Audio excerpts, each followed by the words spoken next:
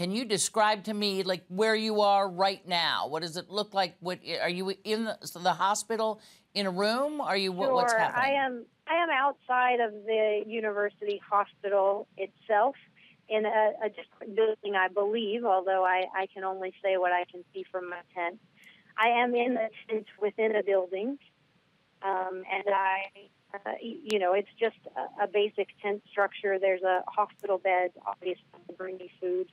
I have kind of a porta potty type restroom, no shower facilities, and no connection with the outside world except my iPhone, which I insisted that I brought with me when I arrived late Friday night. I heard from my mother last night, who called me concerned and said, Governor Christie just said in an interview that you were, quote unquote, obviously ill.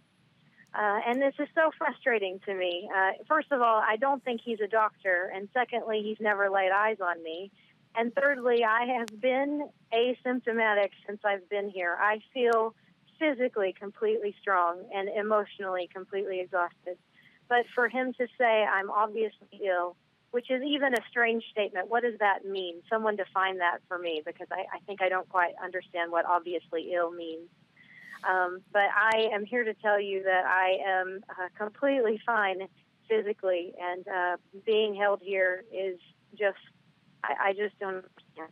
Do you understand the need of governors, be they from New Jersey or New York or Illinois, to say, we can't take this risk that somebody is out there with a fever or will spike a fever 8 or 9 days after they arrive? We need to make sure that they're in isolation till we know they are past the danger zone. Do you understand that psyche? I completely don't understand it. It is completely not understandable to me. It is not based on any clear public health evidence, and it's not the recommendation of public health and medical experts at this point.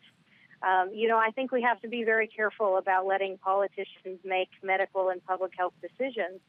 And all of the evidence about Ebola shows that if you are not symptomatic, you are not infectious.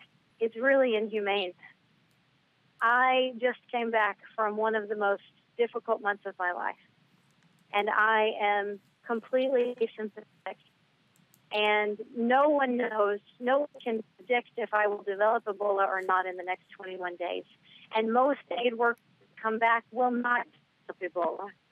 So to quarantine everyone in case, when you cannot predict who may develop Ebola or not, and to make me stay for 21 days, to not be with my family, to put me through this emotional and physical stress is completely unacceptable.